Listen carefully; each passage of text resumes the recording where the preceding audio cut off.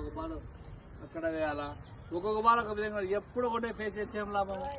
కొన్ని slow ball కూడా వెళ్ళాలి. స్లో బాల్ వేసినప్పుడు ఇప్పుడు ఫర్ ఎగ్జాంపుల్ నువ్వు 4 బాల్ ఫాస్ట్ వేసినావు, 4 బాల్ ఫాస్ట్ చేసి డిఫెన్స్ ఆడిస్తాడు. ఒరే బ్యాట్స్మెన్ యొక్క మైండ్ పెట్టి ఏ విధంగా ఉంటుందని 4 బాల్ డిఫెన్స్ ఆడినప్పుడు 5వ బాల్ ఆడబడినప్పుడు వాడు ఏం చేస్తాడంటే సింపుల్ గా డిఫెన్స్ ఆడికి ఇట్లా అంటారా అంటే ఆటోమేటిక్ క్యాచ్ వేస్తాడు. డిఫెన్స్ ఆడేటప్పుడు ఎప్పుడైనా బ్యాట్స్మెన్ ఆడేటప్పుడు వాడు ఆడేటప్పుడు నువ్వు 3 బాల్ వేసి ప్లేస్ ఇట్లా ఆడతాడు కదా, వాడు ఆడినేస్తాడు.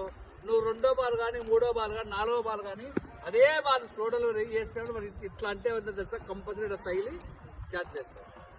కంపల్సరీ అక్కడ కానీ దొరుకుతుంది.